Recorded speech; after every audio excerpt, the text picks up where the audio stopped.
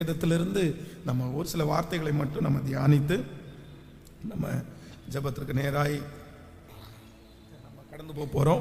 கர்த்தர் நல்லவர். லூக்கா எழுதின சுவிசேஷம் 18ஆம் அதிகாரத்தினுடைய 35வது வசனத்திலிருந்து 43வது வசனம் வரைக்கும் நம்ம வாசிக்க போகிறோம். லூக்கா எழுதின சுவிசேஷம் 18ஆம் அதிகாரத்தினுடைய 35வது வசனத்திலிருந்து நம்ம வாசிக்க போகிறோம். வாசிக்கலாமா? பின்பு அவர் எரிகோவுக்கு சமீபமாய்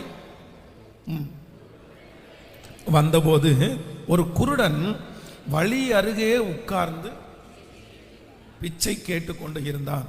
ஜனங்கள் நடக்கிற சத்தத்தை அவன் கேட்டு இது என்ன என்று விசாரித்தான். நசரேயனாகிய இயேசு போகிறார் என்று அவனுக்கு அறிவித்தார்கள். அப்பொழுது அவன் இயேசுவை நோக்கி, தாவீதின் குமாரனே, எனக்கு இரங்கும் என்று கூப்பிட்டான். முன் நடக்கிறவர்கள் அவன் பேசாமல் இருக்கும்படி அவனை அதட்டினார்கள். அவனோ, தாவீதின் குமாரனே, எனக்கு இரங்கும் என்று மிகவும் அதிகமாய் கூப்பிட்டான். இயேசு நின்று அவனை தம்மிடத்தில் கொண்டு வரும்படி சொன்னார். அவன் கிட்ட வந்தபோது அவர் அவனை நோக்கி, நான் உனக்கு என்ன செய்ய வேண்டும் என்று இருக்கிறாய் என்று கேட்டார். அதற்கு அவன், ஆண்டவரே, நான் பார்வை அடைய வேண்டும் என்றான். இயேசு அவனை நோக்கி, நீ பார்வை அடைவாயாக, உன் விசுவாசம் உன்னை ரட்சித்தது என்றார். உடனே அவன் பார்வை அடைந்து தேவனை மகிமைப்படுத்தி கொண்டே அவருக்கு பின் சென்றான்.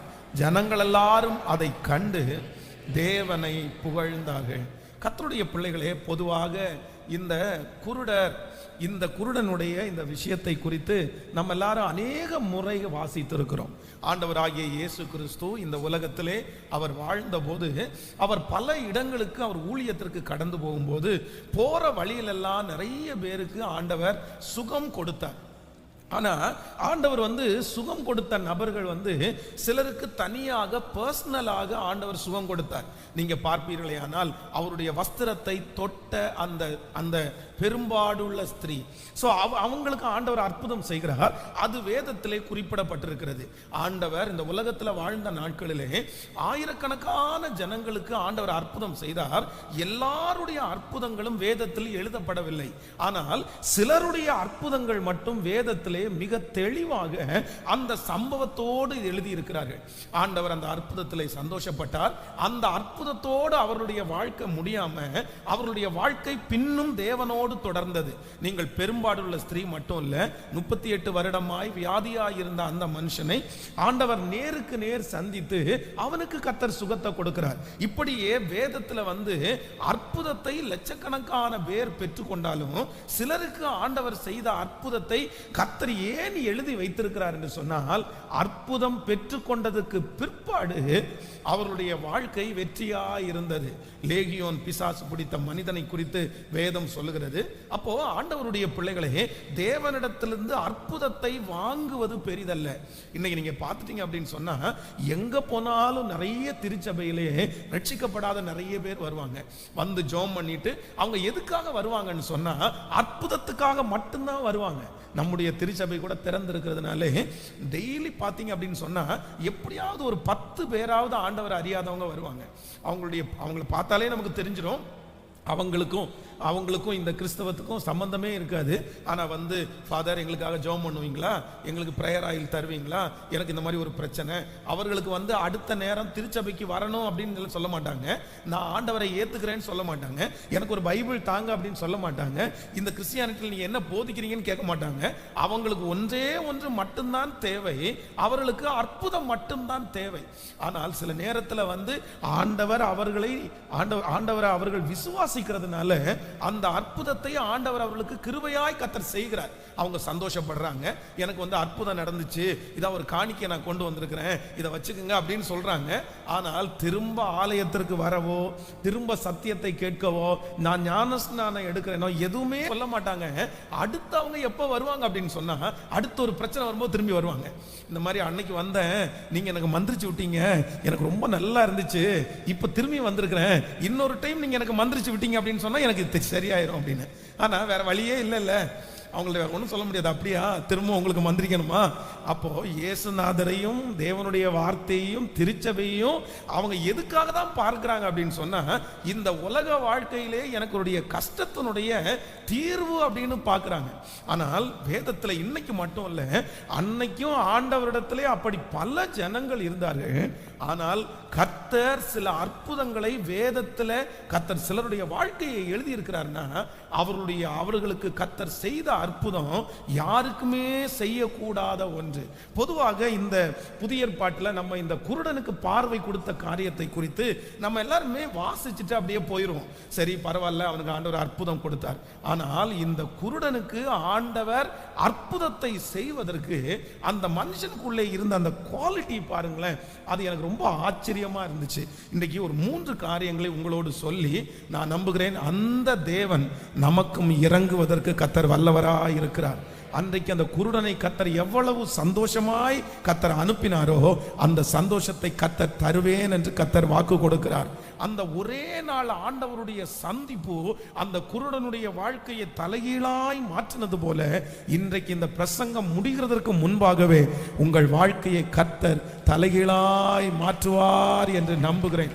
அத்தனை நாட்கள் அவனுக்கு இருந்த துக்கம், அத்தனை நாட்கள் அவனுக்கு இருந்த பாரங்கள், அந்த ஒரு நாளிலே கர்த்தருடைய வல்லமை அவனை தொட்டது போல நான் நம்புகிறேன். ஆண்டவருடைய அந்த வல்லமை இன்றைக்கு இந்த சத்தத்தை கேட்டுக்கொண்டிருக்கும் போது உங்களை தொடும் என்கிறதுல எந்த சந்தேகமும் இல்லை.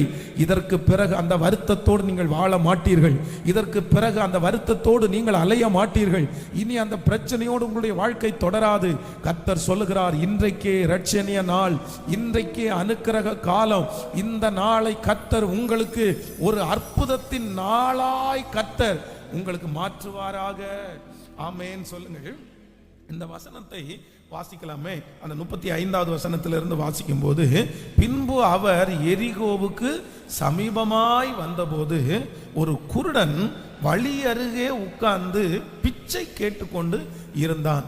ஜனங்கள் நடக்கிற சத்தத்தை அவன் கேட்டு இது என்ன என்று விசாரித்தான். நசரேயனாகிய இயேசு போகிறார் என்று அவனுக்கு அறிவித்தார்கள். அப்பொழுது அவன், இயேசுவே தாவீதின் குமாரனே எனக்கு இறங்கும் என்று கூப்பிட்டான். நல்லா கவனிச்சுக்குங்க. எல்லாரும் என்ன பார்க்குறீங்களா? கைகளை உயர்த்தி ஒரு ஹல்லேலூயா சொல்லலாம். நல்ல கைகளை அசைத்து ஒரு ஹல்லேலூயா சொல்லலாம். எப்போவுமே முதல் ஆராதனையில் செய்தி கொடுத்து உங்களெல்லாம் ஃபில்ஃபில் பண்ணி ஆன் பண்ணணுன்றது ஒரு பெரிய சவால் தான். ஏன் அப்படின்னு சொன்னால், காலையில் கொஞ்சம் லைட்டாக குளிருமா, அதுவும் இப்போ ரொம்ப பனிக்காலமாக இருக்குதா, அதனால் நீங்கள் கொஞ்சம் உங்களுக்கு இங்கே வாமாக இருக்குல்ல சர்ச்சுக்குள்ளே வந்தால், அதனால் உங்களுக்கு கொஞ்சம் லைட்டாக சொக்கிறது மாதிரி இருக்கும்னு நினைக்கிறேன் சிலருக்கு. ஆமேன். அப்படி இருக்க வேண்டாம். சிலருக்கு டயர்ட் இருக்கலாம், சிலருக்கு இரவில் தூங்காமல் இருப்பீங்க. நான் இந்த கண்டினியூவாக இந்த 7 நாட்களில் நான் தூங்கின நேரம் ரொம்ப குறைவு. கொஞ்ச நேரம் தான் நான் தூங்கியிருக்கிறேன். ஏன்னா ரொம்ப டிஸ்டர்பன்ஸாகவே இருந்துச்சு. ஹெல்த் அந்த அளவுக்கு நார்மலாகவே இல்லை. நேற்றைக்கும் ஒரு 1.5 மணி நேரத்துக்குள்ளே தான் நான் தூங்கியிருப்பேன். அதுக்கு மேலே தூங்க முடியல, ரொம்ப பலவீனமாக இருந்துச்சு. ஆனாலும் அந்த பலவீனத்தில் என் பலன் பூரணமாய் விளங்கும் அப்படின்னு சொன்ன உடனே நம்ம ஆக்டிவாக இருந்துட்டோம் அப்படின்னு சொன்னால் இருக்கலாம். வசனங்கள் எப்போ யாருக்கு கிரியை செய்துன்னு சொல்ல முடியாது. ஒன்று நினைத்து கொள்ளுங்கள். நான் ஓமான் நாட்டில் என் கூடவே ஒருத்தர் ட்ராவல் பண்ணிகிட்டே இருந்தார். மினிஸ்ட்ரியில் என்னை கொண்டு போய் விடுவார், அவர் கூட்டிகிட்டு வருவார். இந்த மாதிரி அப்போ நான் அவர் ஒரு நல்ல ஆஃபீஸராக இருந்தார். அந்த ஓமானில் அவர் ஒரு நல்ல கவர்மெண்ட் வேலையில் இருந்தார். அப்போ நான் அவரை பார்த்து அவர்கிட்ட கேட்டேன், பிரதர் நீங்கள் எப்படி ரட்சிக்கப்பட்டீங்க, உங்களுடைய ரட்சிப்பின் அனுபவம் என்னன்னு கேட்டேன். நான் எத்தனையோ பேருடைய ரட்சிப்பின் அனுபவத்தை கேட்டிருக்கிறேன், வியந்திருக்கிறேன். சரி, ஆண்டவர் இப்படியெல்லாம் ரட்சிப்பாரா அப்படின்னு நினச்சிருக்கிறேன். ஐயோ பாஸ்டர், என் ரட்சிப்பை கேட்டிங்கன்னா காமெடியாக இருக்கும். எங்கள் அப்பா ஆண்டவருக்குள்ளே இருப்பார். என் வீட்டில் எப்போவுமே சர்ச்சில் இருந்து இந்த வீட்டு ஜபம் வச்சுருப்பாங்க. பாஸ்டர் ஒரு ஜபம் நடத்திட்டு போவார். வருஷத்துக்கு ஒரு ஜபம் வைப்பாங்க. எங்கள் வீட்டில் சாப்பாடெல்லாம் ஆக்கி கொடுப்பாங்க, எல்லாரும் சாப்பிட்டு போவாங்க. நான் இதெல்லாம் கண்டுக்கவே மாட்டேன். நான் அந்த ஜபத்துக்கு அட்டன் பண்ணதே இல்லை. ஆனால் ஒரு நாள் நான் வீட்டில் ஜபம் ஆரம்பிக்கும் போது ஃப்ரெண்ட்ஸோட நான் வெளியே போயிடுவேன். ஆனால் ஒரு நாள் ட்ரெஸ் பண்ணிட்டு வீட்டை விட்டு வெளியே வர்றதுக்குள்ள ப்ரேயர் ஆரம்பிச்சதுனால வேற வழியே இல்லாமல், சரி இவங்க கண்ணை மூடி அடுத்த கண்ணை மூடுவாங்க, அந்த கண்ணை மூடும்போது நைஸாக எந்திரிச்சு வெளியே போகலாம் அப்படின்னு நினச்சி ஒரு வாரத்தில் உட்கார்ந்தேன். அவங்க கண்ணை மூடுற வரைக்கும் நம்ம உட்காருவோம்னு சொல்லி. என்ன பாச ஒரு 1/2 மணி நேரம் 3/4 மணி நேரம் உட்கார்ந்துருப்பேன். அங்கே ஒரு பாசு பிரசங்கம் பண்ணார். எனக்கு இன்னும் பெரிய தொடுதலாக இருந்தது மாதிரிலாம் தெரியல. ஆனா அந்த ஜபத்திலையும் ஃபுல்லா நான் உட்காரல, கொஞ்ச நேரம் நான் உட்கார்ந்துட்டு அதுக்கப்புறம் அவங்க கண்ணை மூடணும்னு நான் எந்திரிச்சு வெளியே வந்தேன். ஆனா என்னமோ தெரியல, அன்னையிலிருந்து எனக்கு ஆண்டவரை தேடணும்னு ஒரு விருப்பம் வந்துருச்சு, நான் பைபிள் வாசிக்கணும்னு ஒரு விருப்பம் வந்துருச்சு, சரி நான் வர வாரம் நம்ம சர்ச்சுக்கு போகணுன்ற ஒரு விருப்பம் வந்துருச்சு. எனக்குள்ள ஒரு தொடுதலை நான் உணரல, எனக்குள்ள அந்த வார்த்தை உள்ள போச்சான்ற ஃபீல் எனக்கு வரல. ஆனா நான் அந்த அட்டன் பண்ண அந்த நிமிஷத்துல இருந்து ஆண்டவரை தேடணுன்ற ஒரு எண்ணம் எனக்குள்ள வந்து ரெகுலரா சர்ச்சுக்கு போக ஆரம்பிச்சேன். ஆண்டவர் என்னை சந்தித்து என் கூட பேசி இந்த நாட்டில் கத்தரிப்ப என்ன அதிகாரியாய் கத்தர் வைத்திருக்கிறான்னு சொன்னாங்க. அப்போ ஆண்டவருடைய பிள்ளைகளே, சில நேரத்தில் வந்து ஆண்டவர் உங்களை தொடும்போது சில நேரத்தில் நமக்கே தெரியாது எந்த ஜபத்தில் எப்போ யாரா ஆண்டவர் தொடுறாருன்னு. நமக்கு சத்தமா சொல்லுங்க. அதனால தான் ஆண்டவருடைய பிள்ளைகள் ஒவ்வொரு ஜபத்திலையும் எப்படி இருக்கணும்னா, நீங்கள் விழிப்பா இருக்கணும். கையை உயர்த்தி ஹல்லேலூயா சொல்லலாம். எல்லா இடத்துலையும் ஒரு 2.5 மணி நேரம் 3 மணி நேரம் ஒரு இடத்துல நம்ம ஸ்பெண்ட் பண்றோம் அப்படின்னு சொன்னா கண்டிப்பாக அது ஒர்த்தா இருக்கணும். ஏன் அப்படின்னா சத்துரு எங்கேயாவது ஒரு இடத்துல களை விதைச்சிட்டே இருப்பான், உங்களுடைய வசனங்கள் இருதயத்துக்குள்ள போகாம தடுத்துருவான். ஆனா ஆண்டவருடைய பிள்ளைகள் விழிப்பா இருப்போம். கைகளை அசைத்து ஒரு ஹல்லேலூயா சொல்லலாம். சத்தமா ஒரு 3 விசை ஹல்லேலூயா ஹல்லேலூயா ஹல்லேலூயா ஆமென். வாசிங்கள் அந்த 36வது வசனத்தை வாசிக்கும் போது, ஜனங்கள் நடக்கிற சத்தத்தை அவன் கேட்டு இது என்ன என்று விசாரித்தான். நசரேயனாகிய இயேசு போகிறார் என்று அவனுக்கு அறிவித்தார்கள். அப்பொழுது அவன், இயேசுவே தாவீதின் குமாரனே எனக்கு இரங்கும் என்று கூப்பிட்டான். இந்த இடத்துல இந்த வசனத்தை அப்படியே வைங்க. இந்த வசனத்துல என்ன கேட்கிறாங்க அப்படின்னு சொன்னா, ஜனங்கள் நடக்கிற சத்தம் இந்த குருடனுடைய காதுகளில் கேட்கிறது. ஆனா இவனுக்கு என்ன அப்படின்னு சொன்னா, இவனுக்கு பார்வை இல்லாததுனால சத்தம் மட்டும்தான் கேக்குது. யார் அப்படின்னா அவனால புரிஞ்சுக்க முடியல. உடனே அவன் ஒருத்தரை பார்த்து கேட்கிறான், இங்க சத்தம் கேக்குது இல்ல, என்ன நடக்குது, யார் போறான்னு கேட்ட உடனே அங்கே இருக்கிற மனிதர்கள் என்ன சொல்றாங்கன்னா, நசரேயனாகிய இயேசு போகிறார். நசரேயனாகிய இயேசு போறார் அப்படின்னு சொன்னா, இந்த நாசரேத் என்கிற இந்த ஊர் வந்து பாத்தீங்கன்னா இஸ்ரவேலிலே ரொம்ப ஒரு சின்ன ஊரா இருந்துச்சு.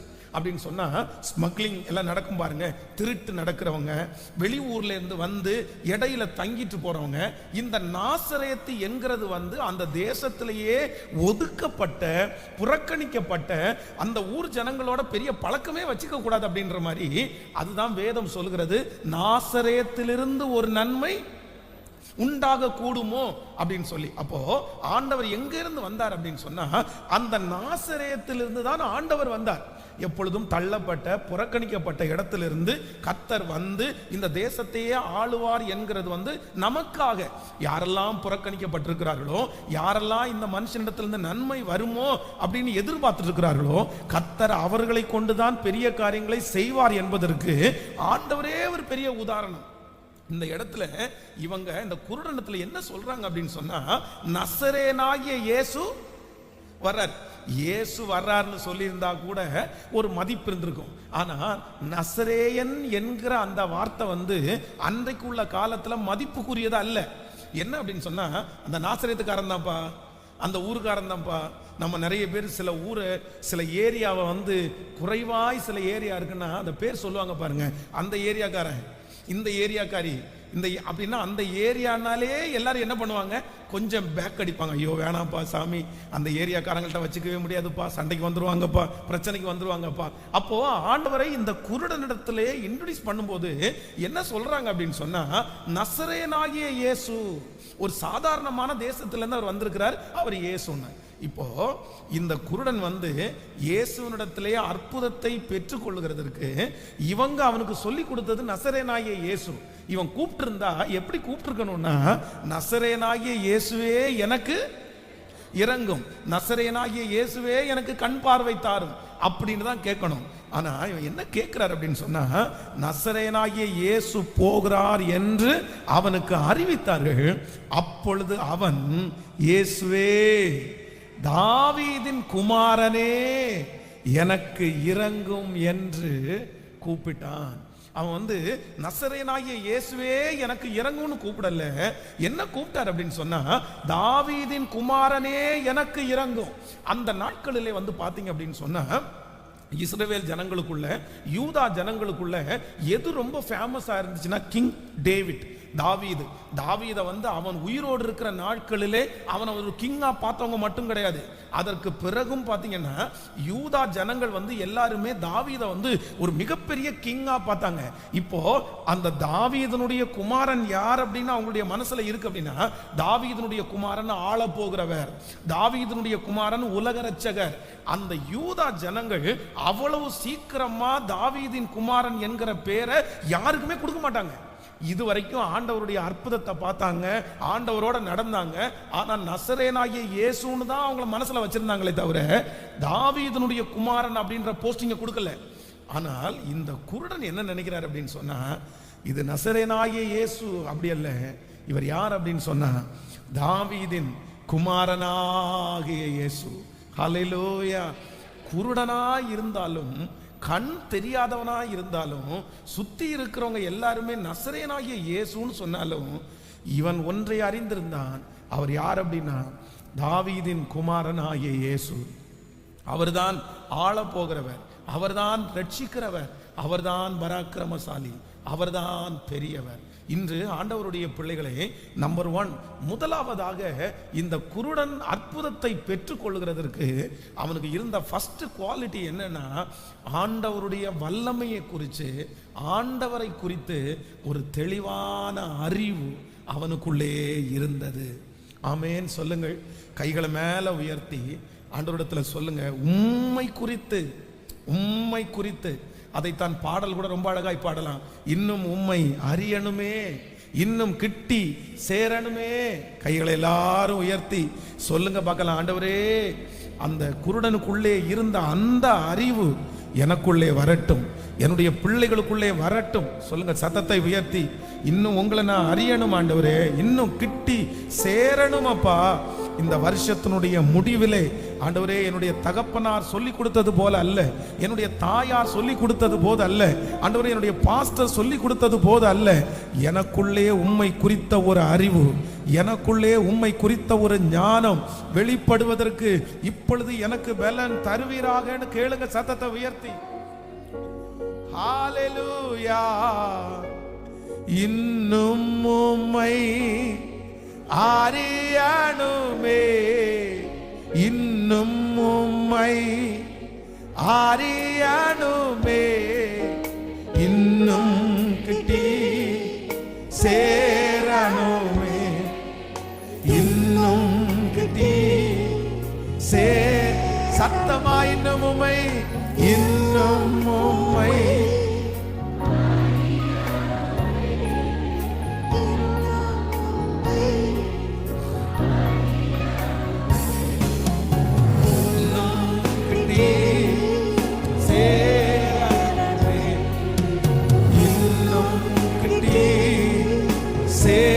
ரெண்டு கைகளை மேல வைத்து பிரசன்னம். ஹல்லேலூயா.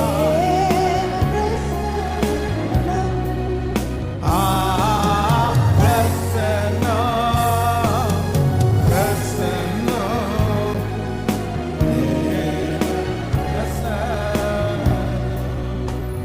ஹல்லேலூயா. கைகளை உயர்த்தி ஒரு ஹல்லேலூயா சொல்லணும். இன்னைக்கு ஒரு புதிய வருடத்தை சந்திக்கிறதுக்கு முன்னாடி நம்ம எடுக்க வேண்டிய முதல் தீர்மானம் என்ன அப்படின்னு சொன்னா, இந்த ஜெபத்துல இருக்கிற எல்லா பிள்ளைகளுக்காக நான் ஜெபம் பண்றேன். அதான் நான் சின்ன பிள்ளைகளுக்காக கூட சொல்றேன், எப்பொழுதுமே உங்க மனசுல ஒண்ணு வேணும், எல்லாரும் சொல்லி கொடுக்கிற இயேசுன்னு ஒருத்தர் இருக்கிறாரு, நீங்க அறிஞ்சுக்கிற இயேசுன்னு ஒருத்தர் இருக்கிறாரு. ஆமென் சொல்லுங்கள். சுத்தி இருக்கிறவர்கள் எல்லாரும் அவரை நசரேயனாகிய இயேசுவாய் தான் பார்த்தார்கள். அதனாலதான் அவங்களுக்கு ஒரு பெரிய அற்புதம் இல்ல, 100க்கு 1 தான் அவங்க போறாங்க, 1000ல் 1 தான் அவருக்கு பின்பற்றுறாங்க. அவர்களுக்கு அவர் சொல்லுகிற வார்த்தையினுடைய இன்டெக்ஷன் புரியல, அவங்களுடைய இருதயம் மாறல.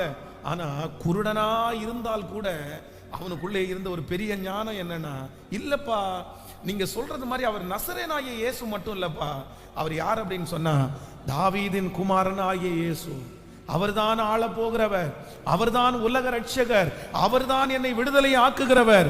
தாவீதின் குமாரனே எனக்கு இரங்கும், எனக்கு இரங்கும், எனக்கு இறங்கும்.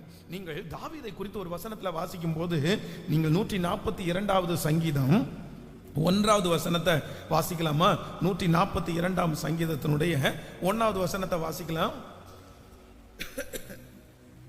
கர்த்தரை நோக்கி சத்தமிட்டு கூப்பிடுகிறேன், கர்த்தரை நோக்கி சத்தமிட்டு கெஞ்சினேன், அவருக்கு முன்பாக என் சஞ்சலத்தை ஊற்றுகிறேன், அவருக்கு முன்பாக என்னுடைய நெருக்கத்தை அறிக்கையிடுகிறேன். இந்த வசனத்தினுடைய நீங்க இந்த 142வது சங்கீதத்தினுடைய இந்த மேல் விலாசத்தை வாசிக்கலாமா? மேல் விலாசத்தை, ஆமா, 142வது சங்கீதம் மேல் விலாசத்தை வாசிக்கலாம். தாவீது கெபியில் இருக்கும்போது பண்ணின விண்ணப்பம் ஆகிய மஸ்கீல் என்னும் சங்கீதம். ஹலோ, எல்லாரும் இன்னொரு டைம் கூட வாசிக்கலாம். தாவீது கெபியில் இருக்கும்போது பண்ணின விண்ணப்பம் ஆகிய மஸ்கீல் என்னும் சங்கீதம். இப்போ எல்லாரும் கவனமா கவனிங்க. தாவீது எங்க இருக்காரு? எங்க இருக்காரு? கெபியில என்ன இருக்கும்னு நினைக்கிறீங்க? கெபியில சிங்கம் மட்டும் இருக்காது. கெபியில சிங்கம் சாப்பிட்டு போட்டா எல்லாமே இருக்கும். ஸோ ஒரு கெபிக்குள்ள போய், இல்லைன்னா ஒரு மிருக ஜீவன்கள் இருக்கிற ஒரு குகைக்குள்ள போய் தங்குறது அப்படின்றது சாதாரணமானதே அல்ல. இந்த தாவீது எங்க தங்கி இருக்கிறார் அப்படின்னு சொன்னா, தன்னுடைய உயிருக்கே ஆபத்தான ஒரு இடத்துல ஒரு ராஜா தங்கி இருக்கிறார், ஒரு கெபிக்குள்ள தங்கி இருக்கிறார். அந்த கெபிக்குள்ள இருந்துட்டு இப்ப என்ன பண்றாருன்னா, ஒரு அவர் மட்டும் கிடையாது, கிட்டத்தட்ட அவரோடு கூட 400 பேர் பக்கத்துல இருக்கிறாங்க. அவருக்கும் கொஞ்சம் பேர் இருந்தாங்க, ஊனர்கள், சப்பானிகள், அது மாதிரி கொஞ்சம் வியாதியானவங்க எல்லாம் அவரோட போய் சேர்ந்துட்டாங்க. இவரும் அவங்கள சேர்த்து வச்சுக்கிட்டார். சரி வாங்க போலான்னு சொல்லி கிட்டத்தட்ட 400 பேரோடு இப்பொழுது ஒரு கெபிக்குள்ள ரொம்ப வருத்தத்தோட இருக்கும்போது என்ன எழுதுறாரு அப்படின்னா, நான் கர்த்தரை நோக்கி சத்தமிட்டு கூப்பிட்டேன், கர்த்தரை நோக்கி சத்தமிட்டு கெஞ்சினேன், அவருக்கு முன்பாக என் சஞ்சலத்தை ஊற்றுகிறேன், அவருக்கு முன்பாக என் நெருக்கத்தை அறிக்கையிடுகிறேன். கவனிங்க, 400 பேர்ல லீடர் யார் அப்படின்னு சொன்னா தாவீது. அந்த 400 பேர் பின்னாடி இருந்தாலும், இவனுடைய வலி ரொம்ப பெருசா இருந்தாலும் அந்த இடத்துல அமைதியா ஜெபம் பண்ணலையாமா? எப்படி ஜெபம் பண்ணாராமா? கேட்கல? நீங்கள் வேதத்துல தாவீது எந்த இடத்துலயுமே மனுஷனுக்காக ஆண்டவரை விட்டு தரவே இல்லை தெரியுமா? மனுஷனுக்காக ஆண்டவருடைய காரியத்தை குறைக்கவே இல்லை தெரியுமா? இன்றைக்கு உங்களுடைய ஆசீர்வாதம் எங்க ஆரம்பிக்குது தெரியுமா? மனுஷனுக்காக ஆண்டவரை யார் விட்டு கொடுக்காம இருக்கிறாங்களோ அவங்க தாங்க வெற்றி உள்ளவங்க. இப்போ உங்களை பார்த்து கேட்கிறேன், 400 பேர் உங்க பின்னாடி இருக்கிறாங்க, ஒரு பெரிய சோதனையில இருக்கிறீங்க. நீங்க எப்படி ஜெபம் பண்ணுவீங்கன்னு நினைக்கிறீங்க? சொல்லுங்க, எப்படி ஜெபம் பண்ணுவீங்க? நீங்க லீடர், நீங்க தான் தலைவர், எப்படி ஜெபம் பண்ணுவீங்க? நிறைய பேர் நிறைய வெக்கம், நான் அமைதியா போய் கக்கூஸ்ல போய் ஜெபம் பண்ணிட்டு வரேன்ப்பா, இல்லைன்னா நான் அமைதியா போய் ரூமுக்குள்ள ஜெபம் பண்ணிட்டு வரேன்ப்பா, நான் அந்த இடத்துல இயேசுன்னு சொல்ல மாட்டேன். நீங்கள் ஒரு காலத்துல பாத்தீங்க அப்படின்னு சொன்னா, நிறைய பரிசுத்தவான்கள் தங்களுடைய சட்டையில ஒரு பேட்ஜ் வச்சிருப்பாங்க. எப்பவுமே ஒரு பேட்ஜ் இருக்கும், எப்பவுமே. இப்பெல்லாம் அது இல்லை. இந்த இடத்துல பாத்தீங்கன்னா எல்லாருமே ஒரு கர்த்தர் நல்லவர், கர்த்தர் பெரியவர், அந்த வாக்குத்தத்த வசனத்தை எல்லாம் பேட்ஜில் வச்சு ஆபீஸ்க்கு போனாலும் அவங்களுக்கு இருக்கும், எங்க போனாலுமே அதை வச்சிருப்பாங்க. ஏன் அப்படின்னா, நான் ஆண்டவருடைய பிள்ளை, நான் ஜெபம் பண்றேன் அப்படின்னு சொல்லி எங்கேயுமே அவங்க வெட்கப்படவே இல்லை. தாவீது பாருங்க, தன்னுடைய ஜனங்களோட நடந்து வர்றாரு.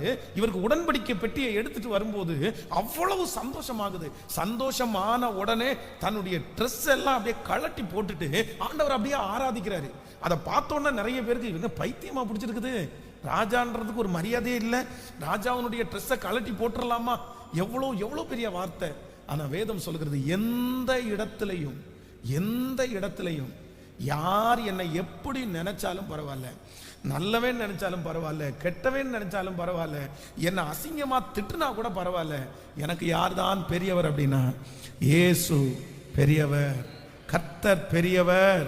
சொல்லுங்க, கைகளை உயர்த்தி சொல்லுங்க, எந்த இடத்திலையும் நான் கண்டிப்பாக என்னுடைய ஆண்டவரை என்ன பண்ண மாட்டேன்னா விட்டு கொடுப்பதே இல்லை. சத்தமா சொல்லுங்க எல்லாருமே, முழு பலத்தோட. அந்த ஞானம் உங்களுக்குள்ள வரட்டும். அந்த இடத்துல மனிதர்கள் பெரியவர்களா, கர்த்தர் பெரியவரா? அந்த இடத்துல கர்த்தர் தான் பெரியவர். சொந்தங்கள் பெரியவரா, கர்த்தர் பெரியவரா? அந்த இடத்துல கர்த்தர் தான் பெரியவர். சொல்லுங்க எல்லாருமே, இந்த ஒரு அறிவு, இந்த ஒரு அபிஷேகம் எனக்குள்ளே வரட்டும், என்னுடைய பிள்ளைகளுக்குள்ள வரட்டும், எனக்குள்ள வரட்டும். ஆமென். சத்தம் போட்டு ஜெபம் பண்றத, கையில பைபிளை வச்சிருக்கிறத, நான் ஏசப்பா பிள்ளைன்னு சொல்றதுல நான் சொல்றேன், யாருமே என்ன பண்ணக்கூடாது அப்படின்னு சொன்னா, நீங்க வருத்தப்பட்டுட்டீங்க அப்படின்னு சொன்னா நிச்சயமா இந்த உயர்வு கொடுக்க கிடைக்காது. தாவீத ஆண்டவர் ஆசீர்வதிச்சாரு, தாவீத ஆண்டவர் இருதயத்திற்கு ஏற்ற தாசனா தெரிஞ்சுக்கிட்டாரு. தாவீத அப்படி இப்படின்னு நம்ம சொல்றோம், ஆனா தாவீதை அவ்வளவு நேசிப்பதற்கு ஒரு காரணம் இருந்துச்சு. எந்த இடத்திலையும் அவன் ஆண்டவரை அந்த இடத்துல கனப்படுத்தினான். அவர்தான் முக்கியம். நான் அறிந்திருக்கிற ஆண்டவர் பெரியவர், நான் அறிந்திருக்கிற ஆண்டவர் உங்களை காட்டிலும் சிறந்தவர், நான் அறிந்திருக்கிற ஆண்டவர் விட்டுக்கொடத்தக்கவள் அல்ல. அவருக்காக எல்லாரும் வெயிட் பண்ணணுமே தவிர நான் அவரை வெயிட் பண்ண வைக்க மாட்டேன். அவரை அப்போ ஆண்டவரை குப்பை தொட்டி மாதிரி யூஸ் பண்ணிடக்கூடாது. ஆண்டவரை மாதிரி ஆண்டவரை கருவேப்பலை மாதிரி யூஸ் பண்ணக்கூடாது. பக்கத்தில் கையை பிடிச்சி சொல்லுங்க, ஆண்டவர் ஒன்றும் கருவேப்பலை கிடையாது. நல்லா சொல்லுங்க எல்லாருமே. நிறைய பேருக்கு ஆண்டவர் யாரு? ஆண்டவர் யாருங்க உங்களுக்கு? நிறைய பேருக்கு ஆண்டவர் யாரு? கருவேப்பலை. இந்த வீடு கட்டுறதுக்கு முன்னாடி பார்த்தீங்க அப்படின்னு சொன்னா ஆரம்பிக்கும் சோத்திர சோத்திர சோத்திர சோத்திர, ஆண்டவரே கட்டிருங்க, ஆண்டவரே முடிச்சிருங்க, ஆண்டவரே வட்டி. ஆனா முடிச்சதுக்கு பிறகு எல்லாம் முடிஞ்சு இல்லை, உங்களை சொல்லலை, சொல்றேன் பொதுவா முடிஞ்சது எல்லாம் பிறகு அப்புறம் அவ்வளவுதான். ஓப்பன் பண்ணும்போது ஆண்டவரை தவிர எல்லாமே அங்கே இருக்கும். ஆண்டவரை தவிர பொட்டு இருக்கும், பூ இருக்கும், மாலை இருக்கும், குங்குமம் இருக்கும், எல்லாம் இருக்கும். ஆனா யாரும் இருக்க மாட்டாரு. ஸ்டார்ட் பண்ணும்போது கேட்கல, ஸ்டார்ட் பண்ணும்போது ஆண்டவர் இருந்தாரு.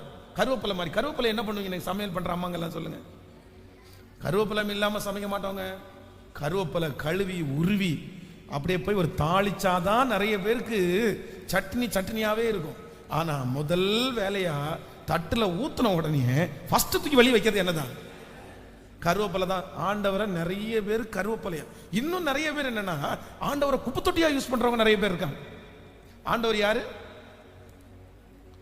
வாயிலிருந்து சொல்ல மாட்டீங்க, ரொம்ப பரிசுத்தம். ஆனா நம்ம நிறைய பேர் யூஸ் பண்றது என்னன்னா, அந்த வீட்டிலேயே ஒன்று இருக்கும் பாருங்களேன், வேண்டாததெல்லாம் எங்க தான் கொண்டு போடுவோம் அப்படின்னா, ஆண்டவர்கிட்ட போய் ஆண்டவரே அவன் நல்லா இல்லை, ஆண்டவரே அவன் பிரச்சனை, ஆண்டவரே. எப்போ போனாலும் கத்திரிடத்துல போகும்போது ஒரு குப்பையோட தான் போறது. கொண்டு போய் அவரிடத்துல போட்ட உடனே என்ன நிம்மதி. சரி நீங்க என்ன வேணும் பண்ணி. ஆண்டவரே, ஆண்டவருடைய பிள்ளைகள் ஒரு நாளும் ஆண்டவரை என்ன பண்ணாதீங்கன்னா குறைவாய் நீங்க ட்ரீட் பண்ணாதீங்க. இந்த நான் உங்களுக்கு சொல்லியிருக்கேன்னு நினைக்கிறேன், ஆப்போசிட்ல நம்முடைய சர்ச்சுக்கு ஆப்போசிட்ல ஒரு மண்டபம் இருக்குது. இந்த மண்டபத்தில் ஒரு ஃபங்க்ஷன் நடந்துட்டு இருக்குது. அந்த அந்த ஃபோட்டோவை பார்த்தா, அந்த ஃபோட்டோவில் எனக்கு வெளியில் ஒரு பேனர் வச்சுருந்தாங்க. பார்த்த உடனே இவங்களை எங்கேயோ பார்த்த மாதிரி இருக்கு அப்படின்னு தோணுன உடனே இவங்க சர்ச்சுக்கு வந்திருக்கிறாங்க. எப்போவுமே சிஎஸ்ஐ திருச்சபை பக்கத்தில் இருக்கிறதுனால அங்கே இருக்கிற நிறைய பேர் இங்கே வந்துட்டு அங்கே போகிறவங்க அப்படிலாம் இருப்பாங்க. ஸோ இது பப்ளிக் சர்ச், யார் வேணாலும் வரலாம், யார் வேணாலும் போகலான்னு வச்சுக்கோங்களேன். அப்போ நான் நினச்சேன், அங்கே சர்ச்சுக்கு போகிற ஒருத்தங்களா இருப்பாங்க, அவங்க ஃபங்க்ஷன் வச்சுக்காங்க, இவங்க நம்ம சர்ச்சுக்கு வந்திருக்கிறாங்க அப்படின்னு நினச்சிட்டு உள்ளே வரேன். உள்ளே வரும்போது அங்கே இருந்து ஒருத்தர் ஓடி வராரு. ஓடி என்கிட்ட சொல்கிறார், பாஸ்டர் ஒரு 10 நிமிஷம் உள்ளே வந்துட்டு போகிறீங்களா? ஒரு 10 நிமிஷம். எதுக்கு அப்படின்னு கேட்டேன். இல்லை, எங்கள் பிள்ளைக்கு இன்னைக்கு நிச்சயதார்த்தம், பாஸ்டர்ஸ் யாரையுமே கூப்பிடல, நீங்கள் இருக்கிறீங்க, ஆண்டவன் புண்ணியத்தில் நீங்கள் இருக்கிறீங்க. யார் புண்ணியத்தில்? உண்மையிலேயே நம்ம ஜனங்களை மாதிரி ஆட்களை பார்க்கவே முடியாது. அந்த கடவுளே உங்களை நிற்க வச்சிருக்கிறார் பாஸ்டர். உடனே நான் சொல்றேன், இல்லை பிரதர் நான் போகணும். நான் இன்னும் இல்லை நீங்கள் போகணும்னு பாருங்க, எனக்காகவே வெயிட் பண்ணிட்டு கடவுள் உங்களை நிற்க வச்சிருக்காரு. ஒரே நிமிஷம் வந்துட்டு 2 செகண்ட் பிள்ளைகளுக்காக ஜெபம் பண்ணி அப்படியே போயிருங்க. அப்போ நான் என்ன கூப்பிடணும் அப்படின்னு நான் நினைக்கல, என்னை கூப்பிடாததுக்கு குறித்து நான் யோசிக்கல. அவர்களுக்கு என்று ஒரு ஆலயம், ஒரு ஊழியக்காரர், ஒரு ஜெபம், ஆண்டவரை முன்னாடி. ஆனால் பார்த்தீங்க அப்படின்னு சொன்னால் பார்த்தீங்கன்னா 10 வெரைட்டி சாப்பாடு நல்லா இருக்குது. போட்டோகிராஃபர் 4-5 பேர் நின்று சுற்றி ஃபோட்டோ எடுக்கிறாங்க. மாமன், மச்சன், சித்தப்பா, பெரியப்பா எல்லாரும் வந்துட்டாங்க. எல்லாரும் அவைலபிள். ஆனால் யார் மட்டும் இல்லை சொல்லுங்க? இயேசு இல்லை. சரி பரவாயில்ல, வந்தாரே கூப்பிட்டாரே, நீ போகலன்னா நல்லா இருக்காதுன்னு சொல்லிட்டு, சரி பிரதர் வரேன் அப்படின்னு சொல்லிட்டு நாங்கள் மனசார ஆசீர்வதிக்கணும். அதான் உங்களுக்கு ஆசீர்வாதம். ஊழியக்காரங்க வேண்டாம் விருப்பெல்லாம் ஆசீர்வதிக்க கூடாது. நான் சரி போயாச்சு. சரி கூப்பிட்டாங்க. போனால் 2 பேரும் பைபிள் எடுங்கன்னு கேட்டா 2 பேருடைய கையிலையும் குங்குமம் இருக்குது, பைபிள் இல்லை. 2 பேர் கையிலையும் பைபிள் இல்லை. சரி, யாராவது ஒரு பைபிளாவது கொடுங்கன்னு கேட்டா அங்க இருக்கிறவங்க ஒருத்தர் கையில கூட என்ன இல்லை, பைபிள் இல்லை. யாருமே நான் சொல்றேன், இந்த மாதிரி ஆண்டவரை ஒரு சின்ன சாதாரணமான காரியமாய் பயன்படுத்தினால் ஆண்டவர் எப்படி நம்மளை ஆசீர்வதிக்க முடியும்னு சொல்றீங்க? என்ன தாவீத மாதிரி ஆசீர்வதிங்க, என்ன தாவீத மாதிரி உயர்த்துங்க, நான் தாவீத மாதிரி உங்களுடைய இருதயத்திற்கு ஏற்ற தாசனா இருக்கணும்னு சொல்றீங்களே. இந்த தாவீது என்ன செய்யறான் அப்படின்னு சொன்னா, சிங்க கபிலே இருக்கும்போது எப்படி ஜெபம் பண்ணானாமா? சத்தத்தை உயர்த்தி சத்தத்தை உயர்த்தி சத்தத்தை உயர்த்தி. 400 பேர் பின்னாடி இருக்கும்போது எப்படி ஜெபித்தானாமா? சத்தத்தை உயர்த்தி. லட்சக்கணக்கான பேர் ரோட்ல அவங்க கூட நடந்து வரும்போது என்ன செஞ்சானாமா? அப்படியே வஸ்திரத்தை கிழித்து. ஏன் அப்படின்னு சொன்னா, நான் தோணுனபடி நான் செய்வேன்ப்பா, என்னை யாரும் கண்ட்ரோல் எல்லாம் பண்ண வேண்டாம்ப்பா, எனக்கு இந்த ஸ்ட்ரிக்டா எனக்கு இப்படிதான் பிரேயரை ஆரம்பிச்சு இப்படிதான் பிரேயரை முடிக்கணும் அப்படின்னு எல்லாம் கிடையாது. சில நேரங்களிலே சிலர் என்ன வச்சிருப்பாங்க அப்படின்னு சொன்னா, ஜெபிக்கிறதுக்கு என்ன வச்சிருப்பாங்க சொல்லுங்களேன்? இந்த புத்தகத்தில் எடுத்து படிக்கிறது மாதிரி. இன்னைக்கு ஜெபமும் என்ன மாதிரி மாறிடுச்சு? இன்னைக்கு ஜெபமும் நிறைய பேருக்கு புத்தகம் படிக்கிறது மாதிரி ஆயிடுச்சு.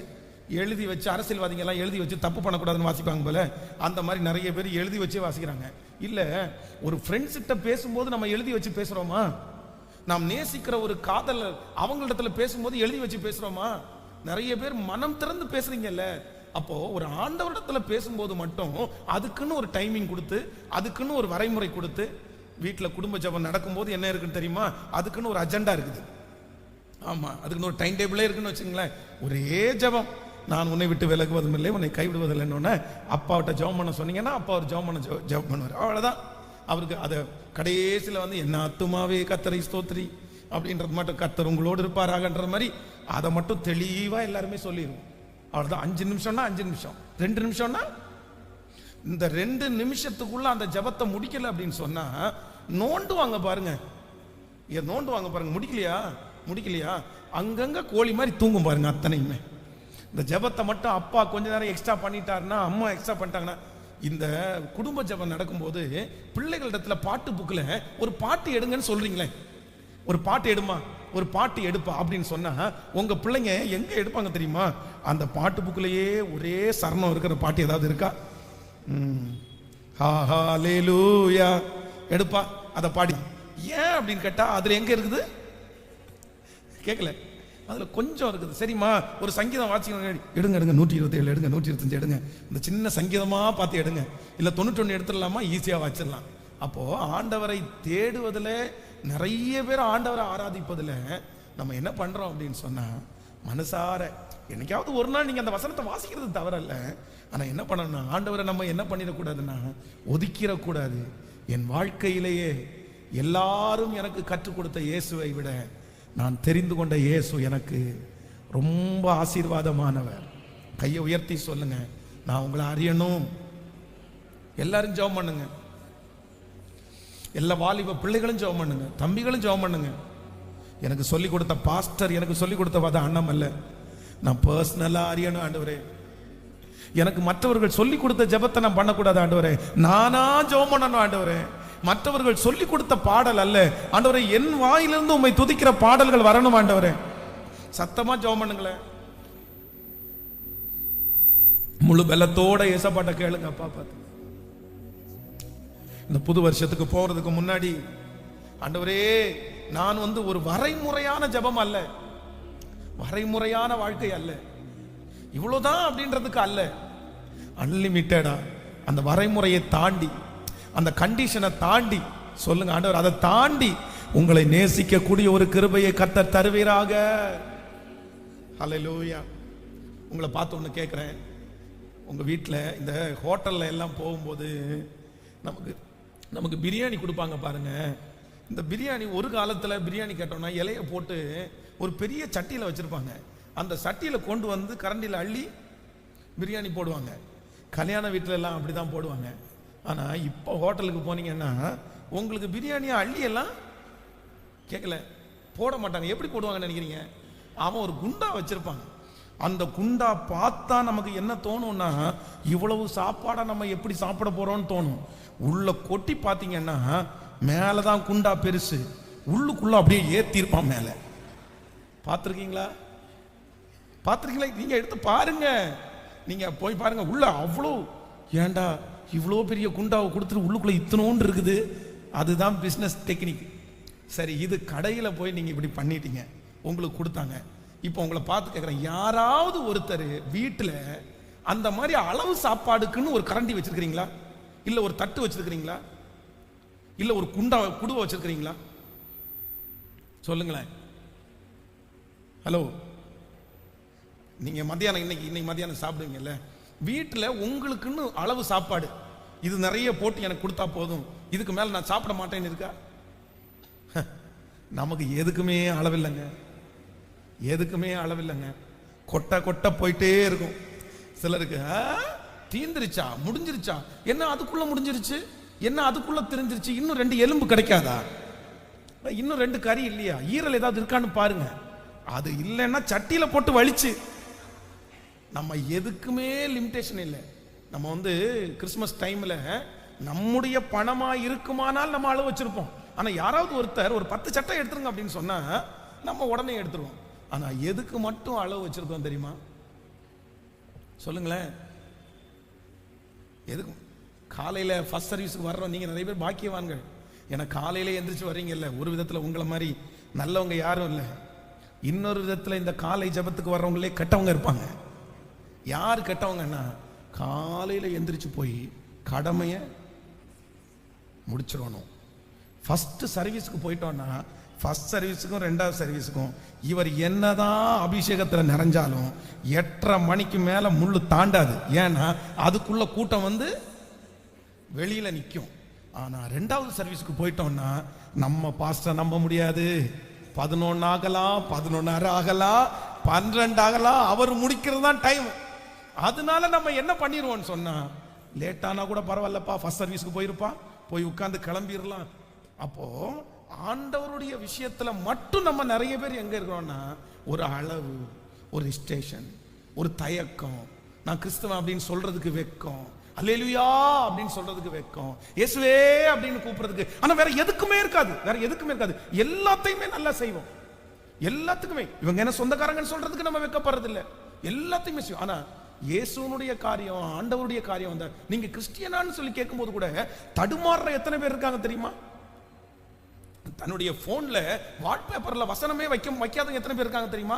ஏன் அப்படின்னு கேட்டா, அது நான் ரொம்ப கடவுள் பக்தின்னு நினைப்பாங்க அப்படின்றவங்க எத்தனை பேர் இருக்காங்க தெரியுமா? பிரதர், இப்படி இருந்தா நீங்க ஆண்டவரை இன்னும் தேடல பிரதர், நீங்க ஆண்டவரோட இன்னும் ஒப்புரவாகல பிரதர், ஆண்டவருக்கு உங்களுக்கு சம்பந்தமே இல்லை பிரதர். நீங்க கூப்பிடுகிற நாளிலே கர்த்தர் எப்படி இருப்பார்னா, ஆண்டவர் அமைதியா இருப்பார் பிரதர், உங்களை அறியேன்னு சொல்லுவார் பிரதர். உங்களை அவருக்கு தெரியாது. நீங்க வேணா நெற்றியில கிறிஸ்தவன் எழுதி ஒட்டி இருக்கலாம், நெற்றியில நான் பேரை மாத்திட்டேன், பேர் என்ன வேணாலும் இருக்கலாம். வாழ்க்கையில ஆண்டவருக்கும் உங்களுக்கும் அந்த ஒரு தொடர்பு இல்லை அப்படின்னா அந்த கிறிஸ்டியானிட்டி வேஸ்ட் பிரதர். அதுல எந்த பிரயோஜனம் இல்லை பிரதர். அதுல பணம் சம்பாரிச்சு என்ன பிரயோஜனம், சாட்சி சொல்லி என்ன பிரயோஜனம்? ஆண்டவருக்கும் உங்களுக்கும் எந்த தொடர்பும் இல்லையே. அதனால வேண்டாம், இன்னைக்கு ஒரு தீர்மானம் எடுக்கணும். இந்த குருடனுடைய காரியம் என்னுடைய இருதயத்தை அப்படியே எனக்கு ரொம்ப ஆச்சரியமா இருந்துச்சு. அங்க இருக்கிறவங்க அத்தனை பேரு இவர் யாருன்னு சொல்ற, நசரேனாகிய இயேசுன்னு சொல்லும் போது இவன் கண்டிப்பா நசரேனாகிய இயேசுன்னு தான் சொல்லணும். இல்ல இல்ல, தாவீதின் குமாரனே, தாவீதின் குமாரனே. உங்களுக்கு வேணா அவர் நசரேனாகிய இயேசுவா இருக்கலையா, ஆனா எனக்கு அவர் நசரேனாகிய இயேசு கிடையாது. எனக்கு அவர் தாவீதின் குமாரன், எனக்கு அவர் தாவீதின் குமாரன், எனக்கு அவர் உலக ரட்சகர், என்னை சுகப்படுத்துகிற கர்த்தர். நான் அவருக்காக வாழுவேன். அவர் என் தேவன், என் தேவன், என் தேவன். அதனாலதான் ஆண்டவர் அவ்வளோ பெரிய அற்புதத்தை அந்த மனுஷனுக்கு கிருபையாய் கர்த்தர் செய்தார். ஹல்லேலூயா. சோ அடுத்ததாக அந்த இன்னொரு சீக்கிரமா நான் சொல்றேன், அடுத்து வாசிக்கலாமே, 38வது வசனத்திலிருந்து வாசிக்கலாம். முன் நடப்பவர்கள் அவன் பேசாமல் இடுக்கும்படி அவனை அதட்டினார்கள். அவனோ, தாவீதின் குமாரனே எனக்கு இரங்கும் என்று மிகவும் அதிகமாய் கூப்பிட்டான். இயேசு நின்று அவனை தம்மிடத்தில் கொண்டு வரும்படி செய்தார். ஆமென். கர்த்தருடைய பிள்ளைகளே, ஆண்டவர் டிராவல் பண்ணிட்டு இருக்கிறாரு, ஆண்டவர் நடந்துட்டே இருக்கிறாரு. இப்ப என்ன அப்படின்னு சொன்னா, ஆண்டவர் ஒரு குருடனுக்காக ஆண்டவர் நிற்கிறார். அங்க இருக்கிற அத்தனை பேர் என்ன பண்றாங்க அப்படின்னு சொன்னா, இந்த குருடனா இருக்கிறதுனாலே அவன் கூப்பிடுகிற சத்தத்தை அவங்க ஆண்டவரத்துல கொண்டு போய் சேர்க்கல. அப்படின்னா அவரை அதட்டுறாங்க. ஏன்னா இந்த உலகம் சில நேரத்தில் பணம் இருக்கிறவங்க, ஆசீர்வாதம் இருக்கிறவங்க, உயர்வு இருக்கிறவங்க இந்த மாதிரி ஆட்களை தான் ரொம்ப மதிப்பாங்க. இந்த மனுஷன் குருடனா இருக்கான்ல, அதனால இந்த மனுஷனுக்கு மதிப்பு இல்லை. யாராவது ஒரு பெரிய கோடீஸ்வரர் கூப்பிட்டு இருந்தா இயேசுவை தட்டி, ஆண்டவரே ஒரு பெரிய பணக்காரர் அவர் கூப்பிடுறாரு, கொஞ்சம் நின்று என்னன்னு கேளுங்கன்னுவாங்க. இப்ப இந்த குருடன் கூப்பிட்ட உடனே இவனை என்ன பண்ணாங்கன்னா அதட்டுனாங்க. உனக்கெல்லாம் எதுக்குற அற்புதம், உனக்கெல்லாம் எதுக்கு அற்புதம் செய்யணும், உனக்கெல்லாம் தேவையில்லை. எல்லாருடைய கண்களும் அவனை அற்பமாய் பார்த்தன. ஆனா இந்த மனுஷன் என்ன பண்றான் அப்படின்னு சொன்னா, நீங்க எல்லாரும் என்னை தடுத்தாலும் நான் என்ன பண்ணுவேன் அப்படின்னு சொன்னா, முன் நடப்பவர்கள் அவனை பேசாமல் இருக்கும்படி அவனை அதட்டினார்கள். அவனோ, தாவீதின் குமாரனே எனக்கு இரங்கும் என்று மிகவும் அதிகமாய் கூப்பிட்டான். ஹல்லேலூயா. கையை உயர்த்தி ஒரு ஹல்லேலூயா சொல்லல, சத்தமா ஒரு ஹல்லேலூயா சொல்லல. பக்கத்துல கையை பிடிச்சு சொல்லுங்க, நீங்க எவ்வளவு முன்னாடி போறீங்களோ அவ்வளவு பின்னாடி உங்களை இழுக்கும். பிரச்சனை இழுக்கும், போராட்டங்கள் இழுப்பார்கள், மனிதர்கள் இழுப்பார்கள். ஆனா நீங்க என்ன பண்ணணும் அப்படின்னு சொன்னா, ஏற்கனவே இருக்கிறதை விட அதிக சத்தமாய் பிரதர், ஆண்டவர் உங்க கண்களை திறக்க போகிறது உண்மை. ஆண்டவர் உங்களை சாட்சியாய் நிறுத்த போகிறது உண்மை. அந்த கூட்டத்திலே ஆண்டவர் உங்களை ஸ்பெஷலாய் மாத்த போறது உண்மை. இந்த அற்புதம் நடக்காதபடி எத்தனையோ உங்களை பின்னாடி இழுக்குது. மனுஷங்க இழக்கிறாங்க, பிரச்சனை இழுக்குது, சுகவீனம் இழுக்குது. ஆனா கர்த்தர் சொல்லுகிறார், உன் சத்தத்தை அடக்கி கொள்ளாதே, வெங்கல சத்தம் போல உன் சத்தத்தை உயர்த்து, நீ முன்னேறு, நீ இன்னும் ஜெபம் பண்ணு, நீ இன்னும் முழங்கால் படியிடு, நீ சோர்ந்து போகாத, கர்த்தர் நிச்சயமாய் நிற்பார். ஹல்லேலூயா. ஆண்டவரை நிக்க வச்சுட்டாரு பாருங்களேன், ஆண்டவரை நிக்க வச்சுட்டாரு பாருங்க. சத்தம் அத்தனை கூட்டத்திலையும் வேதத்துல பாருங்க, ஆண்டவர் சில அற்புதம் செஞ்ச இடத்துல எல்லாமே அவங்க என்ன பண்ணிருக்காங்கன்னா, தங்களுடைய மனசுல அந்த அற்புதம் வேணும்ன்றதற்காக அவங்க எவ்வளவு தீவிரமா இறங்கியிருக்காங்க பாருங்க. அவர் எருசலேமை ஸ்திரப்படுத்தி அதை பூமியிலே புகழ்ச்சியாக்க வேண்டும் என்றால் அவரை அமர்ந்திருக்க விடக்கூடாது. வாலிப மகளே, வாலிப மகனே, நீ சும்மா தேவனை தேட முடியாது, சும்மா தேவனை தேடி பெற்றுக்கொள்ள முடியாது. ஏன்னா இந்த உலகம் ஒன்ன வித்தியாசமா தான் இழுக்கும். நீ எல்லாத்தையும் தாண்டி தான் போய் நிக்கணும், நீ எல்லாத்தையும் ஜெயிச்சு தான் போய் நிக்கணும். நீ சும்மா இயேசுவே அப்படின்னு கூப்பிட்டாலாம் இல்ல. ஏன்னா அவ்வளவு பிரச்சனைகள் நமக்குள்ள இருக்குது. அற்புதம் பெற்றுக்கொள்ளணுமா, தேவனால ஆசீர்வாதம் பண்ணணுமா, சட்ட கலையாம இருந்தெல்லாம் பண்ண முடியாது. ஹலோ, சொல்றது புரியுதா? நிறைய பேருக்கு, சிலருக்கு வேர்க்கவே கூடாது, சிலருக்கு அயனே கலையக்கூடாது, சிலருக்கு கைத்தட்டை ஏன் சொல்றீங்க? நீங்க எது கைத்தட்ட சொல்றீங்க? என் கைத்தட்டா ஆவியானவர் இறங்குவாரா? அப்படிலாம் கைத்தட்ட சொல்லாதீங்க. எலும்பி நிக்க எதுக்கு சொல்றீங்க? எலும்பி நிக்க சொல்லாதீங்க. தரையில உட்கார ஏன் சொல்றீங்க? உட்கார சொல்லாதீங்க. எனக்கு என்ன பண்ணணும்னா, சர்ச்சின்னு ஒரு வாசலுக்குள்ள வந்தா என்னை யாரு எதுவுமே எதுவுமே சொல்லக்கூடாது. நான் எங்க வேணாலும் இருப்பேன், என் சௌரியத்துக்கு எழும்புவேன், நான் சௌரியத்துக்கு உட்காருவேன், நான் தூங்க கூட செய்வேன். ஆனா கூட நீங்க என்ன பண்ணக்கூடாது சொல்லுங்க? ஆண்டவருடைய பிள்ளைகளை ஒன்று நினைத்துக் கொள்ளுங்கள். இந்த மேலோட்டமா இருந்துட்டு அப்படியே இருந்துட்டு ஆண்டவருடைய அற்புதத்தை என்ன பண்ண முடியாதுன்னா, கேட்கல முடியாதுங்க. எனக்கு அதுல நம்பிக்கை இல்லைங்க. சில நேரத்தில் ஆண்டவரை எப்படி பிடிக்கணும் அப்படின்னு சொன்னா, ரொம்ப விடாப்பிடியா தாண்டி. இந்த பெரும்பாடுள்ள ஸ்திரீ பாருங்க, அத்தனை வருஷம் அந்த உடம்புல இருந்து ரத்தம் வெளியே போயிட்டு இருக்குது. அப்படி சக்கையா பிழிஞ்சு போட்ட உடம்பு, ரணமான உடம்பு, நிக்க பலன் இல்லாத உடம்பு. இது வேற ட்ரீட்மெண்ட்ல வேற உடம்பு பலவீனமா இருக்குது. அத்தனை பேரையும் தாண்டி போய் அவருடைய வஸ்திரத்தின் ஓரத்தை தொடறதுக்குன்னு மனசுல ஒரு தைரியம், நெஞ்சு தைரியம் ஒன்று இருக்கணும்ல. பொடுவையா நான் என்ன பிரச்சனை வந்தாலும் நீ தொற்றுவையா. இதுதாங்க சிஸ்டர், இப்படி ஒரு தீர்மானம் எடுக்கணும் சிஸ்டர், பிரதர், இப்படி ஒரு தீர்மானம் எடுக்கணும். நியூ இயர், புதிய வருஷத்துக்குள்ள நீங்க நுழையிறதுக்கு முன்னாடி தயவு செய்து, நான் உங்களிடத்துல இருந்து இந்த காரியத்திற்கு வெற்றியை பெற்றுக்கொள்ளாம நான் விடமாட்டேன், அற்புதத்தை பெற்றுக்கொள்ளாம விடமாட்டேன். நீர் என் கண்களை குருடை சுகமாக்குவீர் என்று எனக்கு தெரியும். இந்த காரியத்துல அற்புதம் உங்களால தான் கிடைக்கும்னு எனக்கு தெரியும். நீங்க இதை செய்ய முடியும்னு எனக்கு தெரியும். பிரதர், கர்த்தர் செய்ய முடியும். சிஸ்டர், இந்த காரியத்தை கர்த்தர் செய்ய முடியும். ஆனா இதுவரையிலும் கர்த்தர் செய்யாம இருக்கிறாருன்னா அந்த அளவுக்கு நீங்க இன்னும் போகல. அந்த அளவுக்கு இன்னும் நீங்க போகணும்னு கர்த்தர் விரும்புறார். ஹல்லேலூயா. சொகுசாய் எந்த எந்த ஒரு காரியம் இல்லாம அப்படியே இருக்கணும்னு நினைக்காதீங்க. எவ்வளவு மற்ற எல்லா காரியத்தையும் பாருங்க, மற்ற எந்தாவது ஒரு ஆசீர்வாதத்தை பெற்றுக்கொள்ளணும்னா எவ்வளவு வேணாலும் இறங்கி செய்யறதுக்கு தயார், எவ்வளவு வேணாலும் இறங்கி செய்யறதுக்கு தயார். ஆனா ஆண்டவரை தேடுறதுக்கு மட்டும் என்ன இல்லை. சிலருக்கு இந்த ஓயாம அந்த பணம் சம்பாதிக்கிறதே மனசுக்குள்ள இருக்கும் பாருங்க.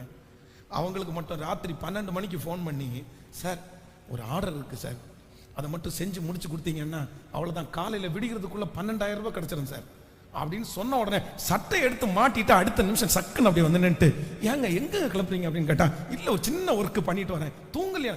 இதெல்லாம் தூக்கமாவது ஒன்றாவது 12,000 ரூபாய் கிடைக்குது. இல்லை, உங்களுடைய தேவை, உங்களுடைய செலவு, உங்களுக்கு அவ்வளவு அதை பற்றி நான் சொல்லலை. உங்களுக்கு தேவை இருக்கலாம், நீங்க அந்த இடத்துலையும் தூக்கத்தை தியாகம் பண்ணி நீங்க எந்திரிச்சு போறதை குறித்து சந்தோஷம் எனக்கு. ஏன் அப்படின்னா உங்களுக்கு சமுதாயத்தில் ஒரு நல்ல பேரோட வாழணுன்ற எண்ணம் இருக்கிறத குறித்து நான் கைத்தட்டுறேன். ஆனா என்னன்னா இது வெறும் எதுக்கு மட்டும் இருக்கக்கூடாது சொல்லுங்க, உலகத்துக்கு மட்டும் இருந்தக்கூடாது பிரதர், உலகத்துக்கு மட்டும் இருந்தக்கூடாது சிஸ்டர். எதுலையும் இருக்கணும் அப்படின்னு சொன்னார். தாவீதின் குமாரனே எனக்கு இறங்கும்னு சொன்ன உடனே அவன் பேசாமல் இருக்கும்படி அவனை அதட்டினார்கள். பயமுடு.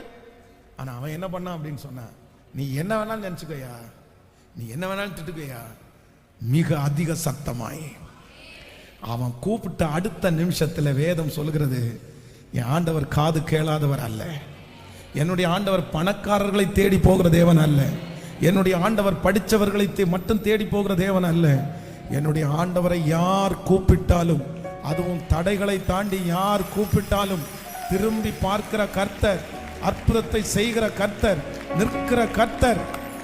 நின்னார், திரும்பி பார்த்து அவங்கள பார்த்து சொன்னாரு, நீங்க யாரை அதட்டுனீர்களோ, நீங்கள் யாரை வாயை மூடிட்டு சொன்னியோ அவனை கொண்டு வாப்பா, அவனை கொண்டு வாப்பா. அவன் கர்த்தருக்கு முன்பாக வரப்பட்டான். நீ ஒரு தீர்மானம் எடுங்க ஆண்டவருடைய பிள்ளை, ஒரு தீர்மானம் எடுங்க. இந்த வருஷம் முடிகிறதுக்குள்ள இதுவரைக்கும் ஒருவேளை அசால்ட்டா இருந்திருக்கலாம் பிரதர், இதுவரையிலும் ஆண்டவர் வந்து ரொம்ப நெருங்கமா அப்படியே பின்னாடி இழுக்கிறதுக்கு நேராவே போயிருக்கலாம். ஆனா ஆண்டவரே, புதிய வருஷத்துல ஒரு தீர்மானம் எடுக்கிறேன், இந்த அற்புதத்தை நான் கையில வாங்குவேன், இந்த அதிசயத்தை நான் கையில வாங்குவேன், இந்த காரியத்தை நான் பார்க்கிற வரைக்கும் உங்களை விட மாட்டேன், உங்களை விட்டு கொடுக்க மாட்டேன். நீங்க இதை செய்வீங்கன்னு எனக்கு தெரியும், இதுல ஒரு பெரிய மாற்றத்தை தருவீங்கன்னு தெரியும். அந்த அபிஷேகத்தை கர்த்தர் இப்பொழுது நம்ம மத்தியிலே ஊற்றுவாராக.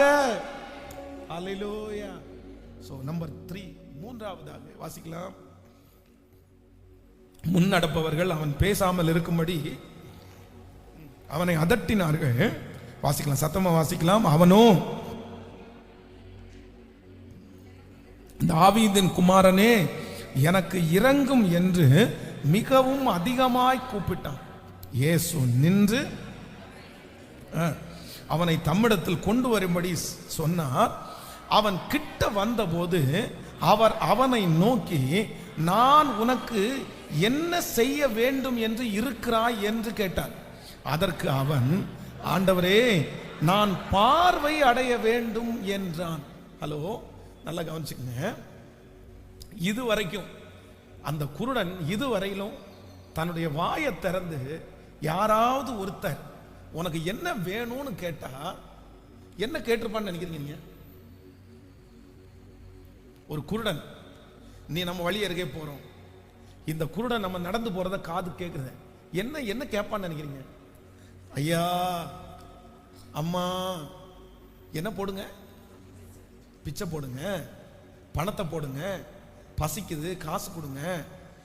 இதுவரையிலும் அவனிடத்துல எத்தனையோ பேர் வந்து உனக்கு என்ன வேணும், உனக்கு என்ன வேணும், உனக்கு என்ன வேணும்னு கேட்கும்போது ஒருத்தரிடத்துல காசு கேட்டிருக்கிறான், ஒருத்தரிடத்துல துணி கேட்டிருக்கிறான், ஒருத்தரிடத்துல கரண்ட் பில் கட்டுறதுக்கு எனக்கு கொஞ்சம் ஹெல்ப் பண்ணுங்கன்னு சொல்லியிருக்கிறான்.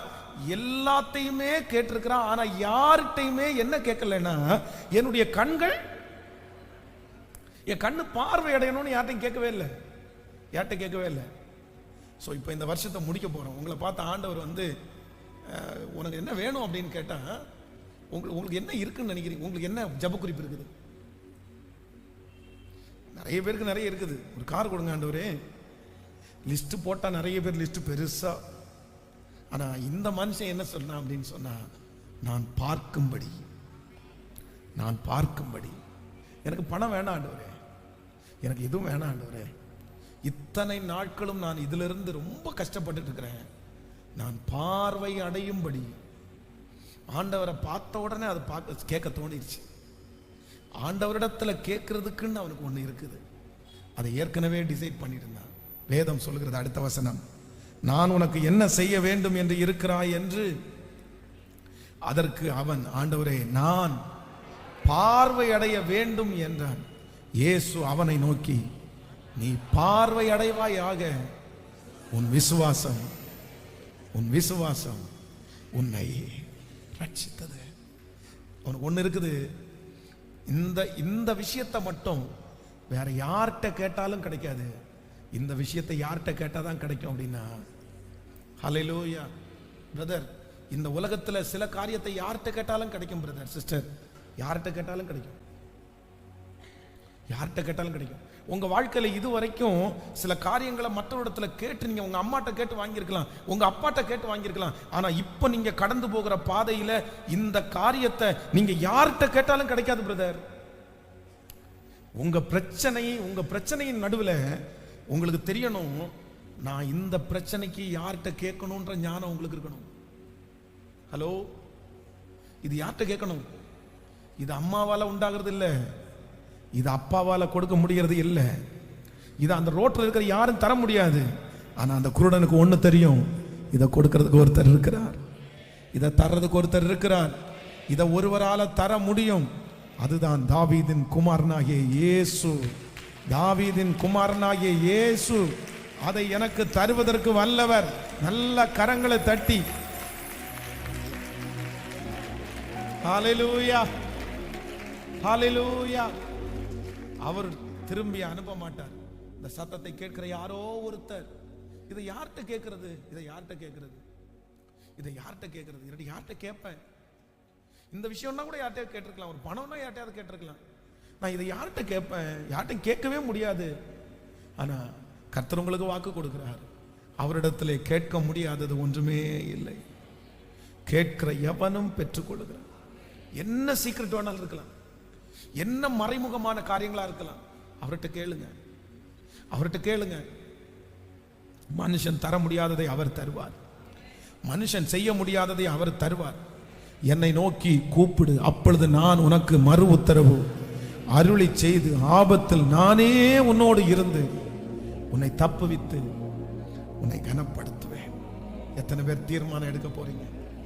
ஹல்லேலூயா. இப்போ என்ன நடக்குதுன்னா, இயேசு அவனை நோக்கி நீ பார்வை அடைவாயாக, உன் விசுவாசம் உன்னை ரட்சித்தது என்றார். 43வது வசனம், உடனே அவன் பார்வை அடைந்து தேவனை மகிமைப்படுத்தி கொண்டே, நல்ல கையை தட்டி, அந்த கர்த்தருக்கு நல்ல கையை தட்டி, தேங்க்யூ ஜீசஸ். எப்படி பாருங்க, எவ்வளவு ஆண்டவர் சும்மா அற்புதம். ஆண்டவர் சிலருக்கெல்லாம் சும்மாலாம் அற்புதம் செஞ்சிட மாட்டாரு, சும்மாலாம் செய்ய மாட்டாரு. பார்வை அடைஞ்ச உடனே, அத்தனை நாள் குருடா இருந்த அந்த மனுஷன் ஃபர்ஸ்ட் இந்த உலகத்தை பார்க்குறான். ஐயோ எப்படி இருக்கும்னு நினைக்கிறீங்க? எல்லாம் புதுமையா தெரியுது, எல்லாம் புதுமையா தெரியுது. ஆனா தன்னுடைய வீட்டுக்கு போகணும், தன்னுடைய ஊருக்கு போகணும், தன்னுடைய அம்மாவை பார்க்கணும், அப்பாவை பார்க்கணும், சொந்தக்காரங்களை பார்க்கணும், அவனுக்கு எதுவுமே தோணலை. பார்வை அடைஞ்ச உடனே அப்படியே ஆண்டவரை மகிமைப்படுத்தி கொண்டே அவருக்கு பின் சென்றான். ஹல்லேலூயா. எழும்பி நிற்கலாமா எல்லாரும்? கர்த்தர் ஒரு பெரிய அற்புதத்தை நமக்காக கர்த்தர் செய்ய போகிறார். பல நாட்களாக உங்களை வருத்தி கொண்டிருக்கிற அந்த சூழ்நிலை மாறப் போகிறது.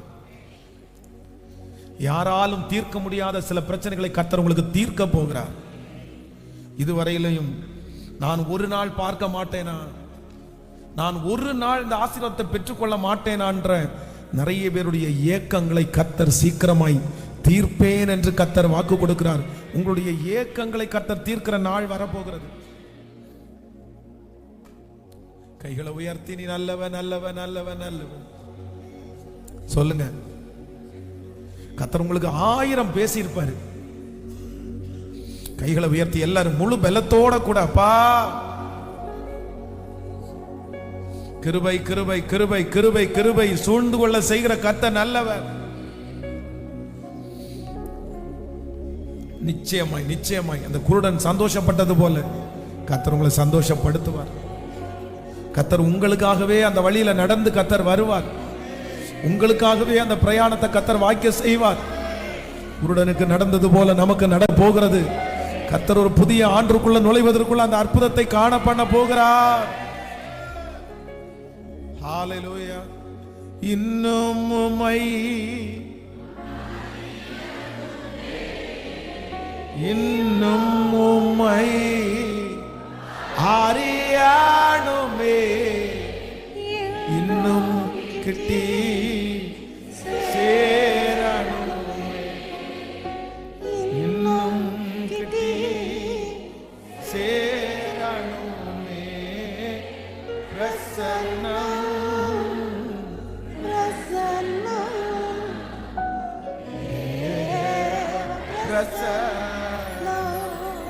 சொல்லுவோம் பிரசன்னம். ஹalleluya ஹalleluya பிரசன்னம். உம்முடைய பிள்ளைகள் எல்லாரையும் ஆசீர்வதிக்கிறேன். நன்மையும் கிருபையும் ஜீவனுடன் நாளெல்லாம் உன்னை தொடரும். இந்த வார்த்தையை கர்த்தர் உம்முடைய பிள்ளைகளுக்கு அப்படியே வைப்பீராக.